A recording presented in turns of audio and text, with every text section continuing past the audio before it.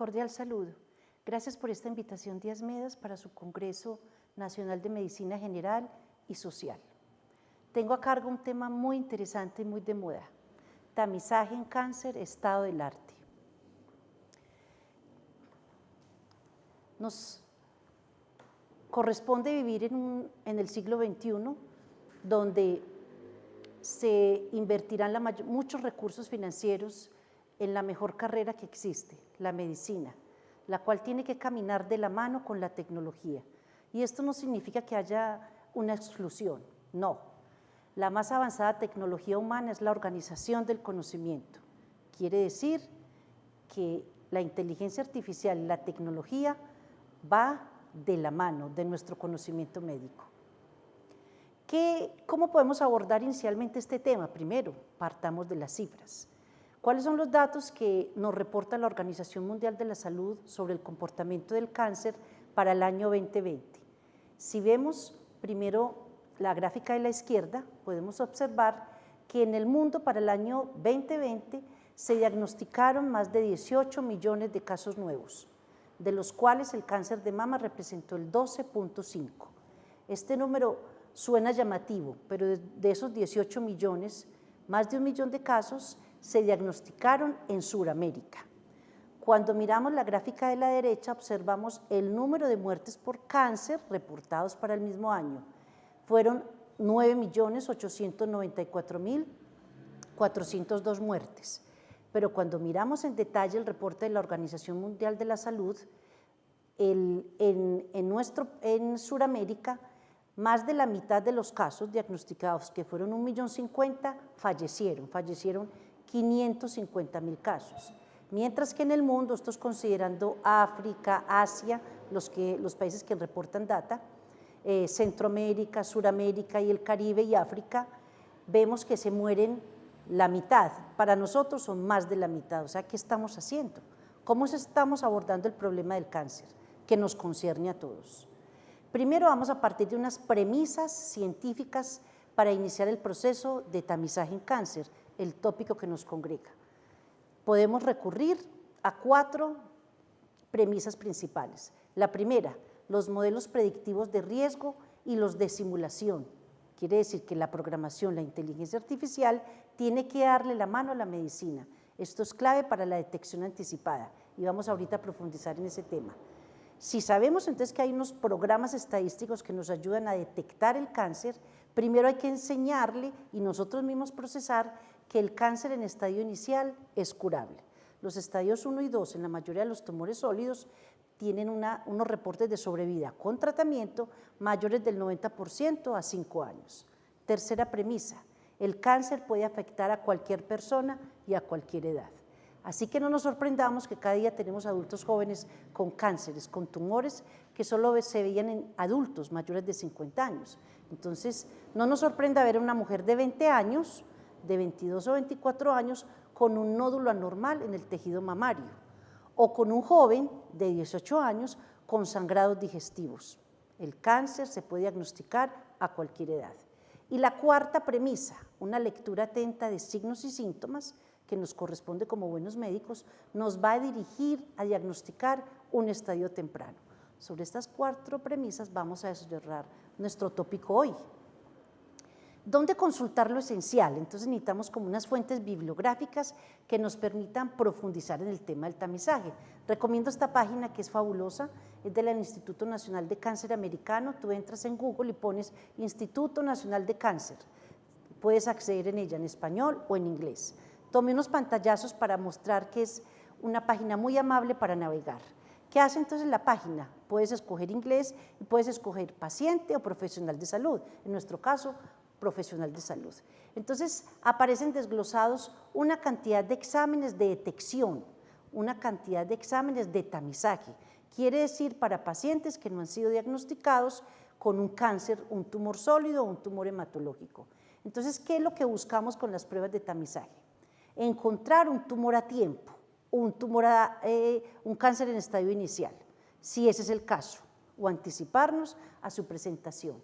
Cuando hacemos estas pruebas de tamizaje, lo que hacemos es disminuir la probabilidad de que un paciente muera por cáncer, cuando hacemos unos exámenes diagnósticos a tiempo.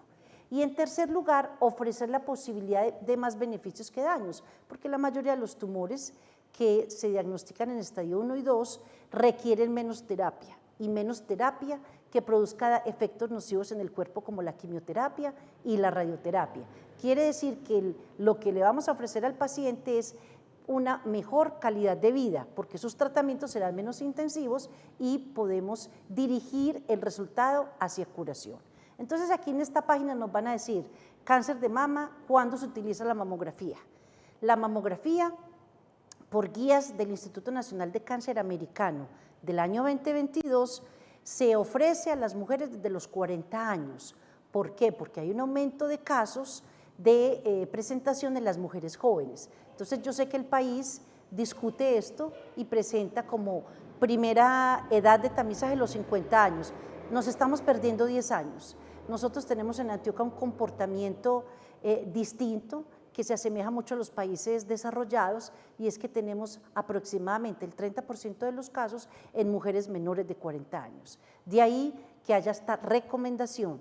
Las recomendaciones no son plantillas estrictas, son consejos. Entonces, se adelantó la mamografía a 10 años más, a los 40 años. ¿Qué nos dice entonces en general esta guía del Instituto Nacional de Cáncer, que esta es para el año 2023? Que siempre debemos buscar exámenes que se anticipen a la presentación clínica, buscando que si hay un diagnóstico, ofrezcamos curación. Entonces, está comprobado que adelantar las imágenes en mujeres de 40 a 74 años disminuye los números de casos que mueren por cáncer de mama, y sobre todo en mujeres de 50 a 59 años. Si son mujeres más jóvenes, menores de 30 años, porque ahorita vamos a ver unos casos, podemos empezar con la ecografía y con la resonancia mamaria, cuando son mujeres que tienen antecedente familiar de tumores en primera o segunda línea de cáncer de mama. ¿Qué recomendación hace la misma guía con respecto al cáncer de cuello uterino? Pues la detección del papilomavirus humano, la prueba y hacerle el Papá Nicolau, ¿sí? Sabemos pues que debe empezarse a hacer los exámenes desde los 20 años. Entonces, el objetivo, vamos a ver enseguida, es anticipar el diagnóstico y ofrecer curación. ¿Qué pasa con aquellos tumores como el cáncer colorectal? Primero son los signos y síntomas, pero siempre hay que preguntar, ¿en su familia ha habido un caso de cáncer de colon, de cáncer de recto antes de los 40 años?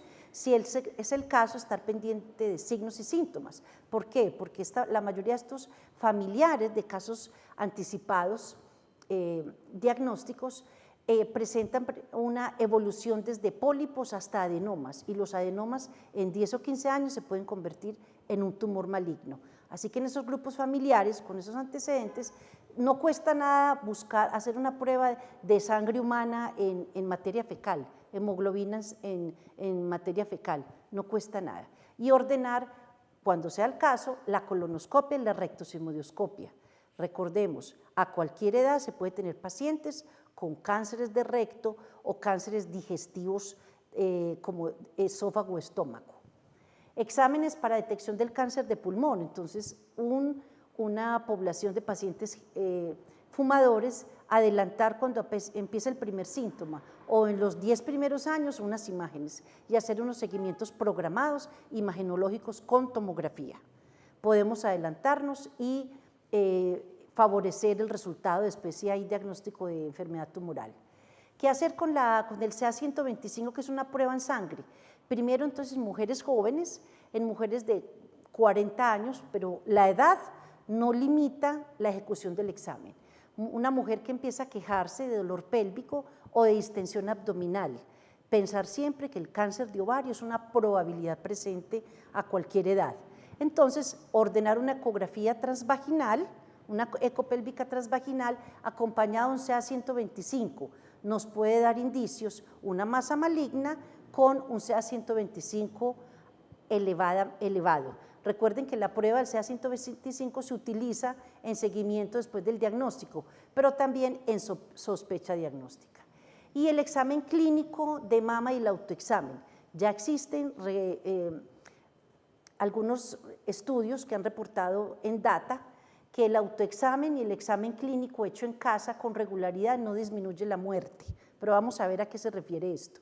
Sin embargo, sí pueden adelantar las pruebas imagenológicas diagnósticas.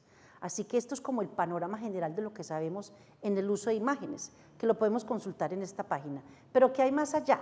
Pues la malignidad está en los pequeños detalles, el cáncer, el demonio que nadie quiere albergar. Este es un artículo que salió en Nature Reviews en el 2012 y hace, me parece que una de las mejores representaciones gráficas de lo que pasa a nivel tisular con los tumores. Primero el cáncer de cervix, vamos a mirar que la paciente primero se le encuentra en una citología un NIC tipo 1, pero si no se hace un seguimiento, una intervención o una detección del PBH, esa paciente en 6 a 10 años va a desarrollar un NIC 3. Y después para desarrollar un tumor invasivo, que es esta imagen, un in situ y después un tumor invasivo, puede tardar de 5 a 10 años. ¿Por qué no intervenimos desde el NIC 1? Para evitar que la mujer padezca los efectos de un tratamiento intensivo, llegue a la muerte por tener un cáncer no tratado, no queremos tener eso. Un cáncer de mama, entonces son las mujeres que empiezan a reportar que en sus primeras imágenes unos hallazgos patológicos sospechosos, les hacen una biopsia, les hacen 2 biopsias y siempre sale hiperplasia típica, pero parece que no tuviera como trascendencia nosotros como consejeros de salud. Llegamos y esa paciente aparece a los 14 o 18 años con un tumor in situ para desarrollar en 6 a 10 años un tumor invasivo.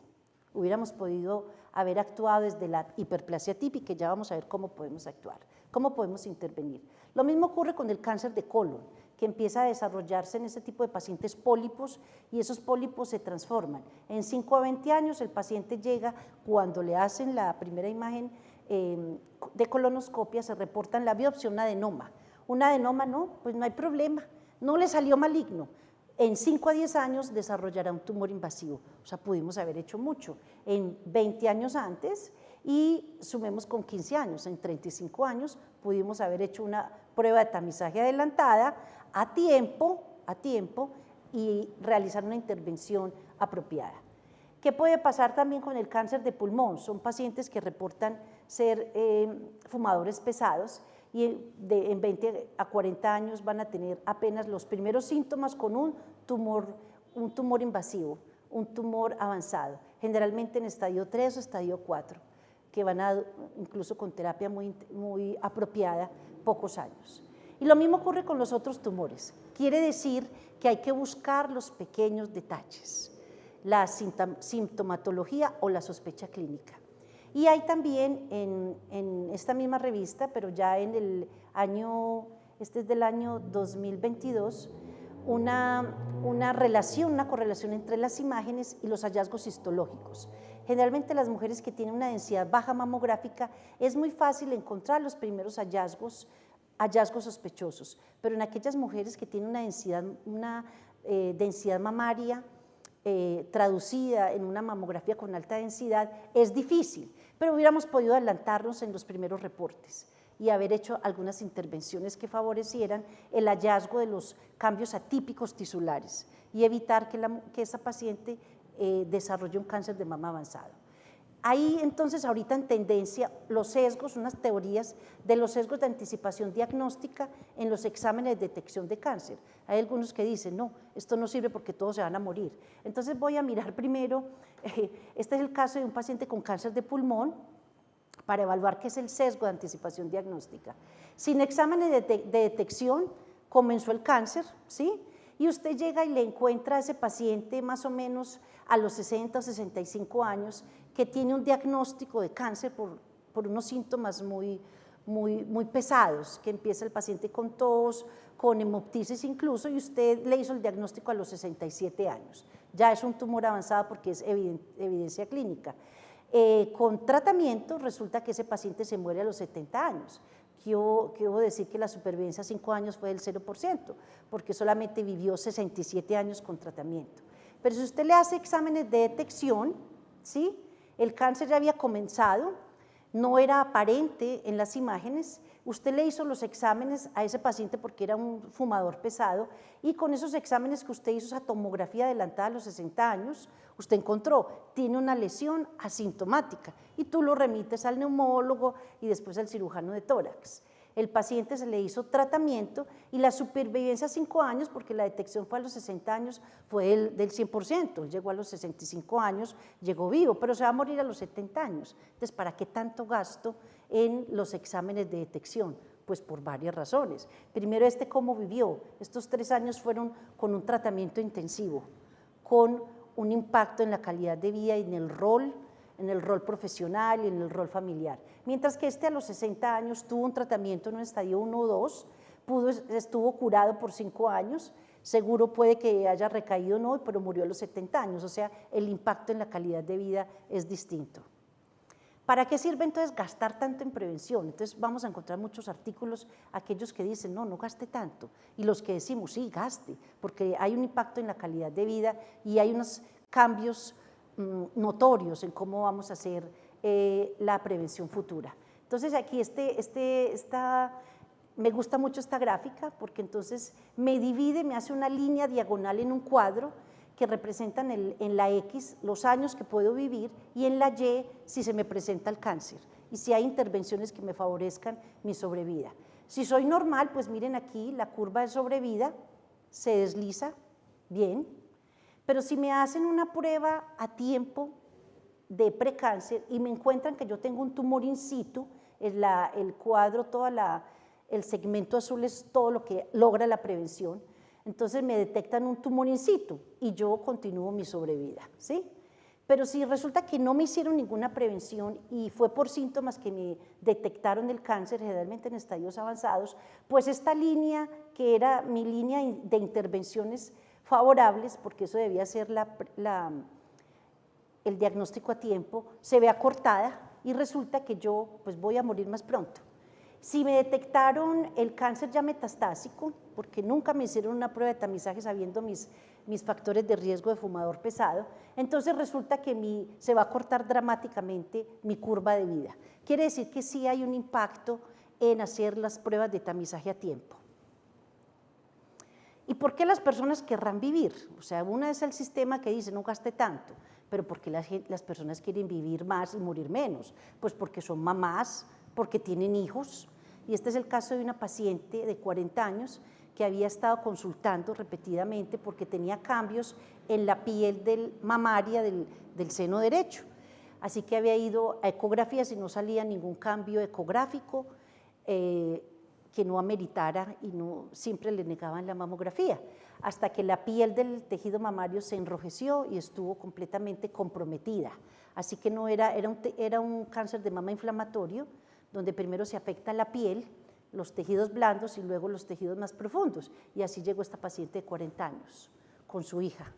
Finalmente se le hizo la biopsia de piel y era un cáncer de mama.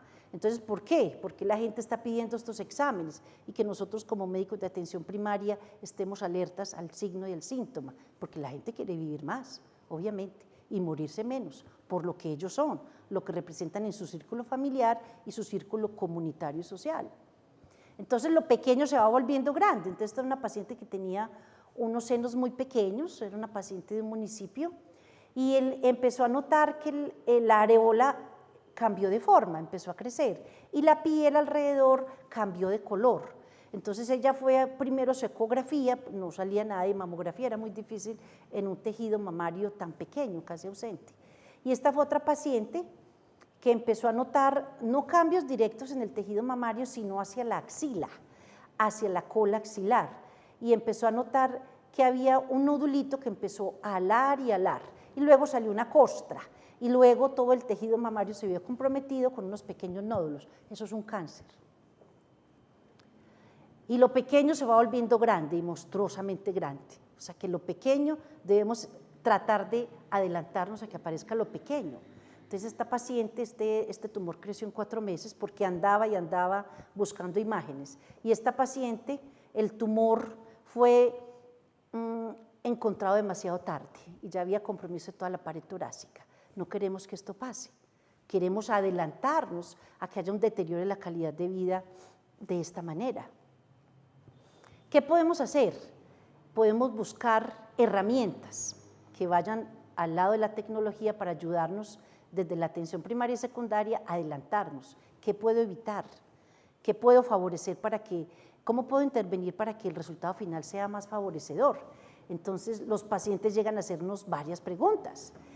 Doctor, ¿qué examen me recomienda para yo detectar un cáncer o detectar mi riesgo, encontrar mi riesgo? Si mi riesgo es igual al de cualquier mujer de mi población o si es mayor en mí, porque tengo familiares con unos casos presentes. Pues puedes hacer muchas cosas, ¿sí? Puedes buscar los modelos predictivos de riesgo. Entonces aquí traje un modelo, el modelo de Gale.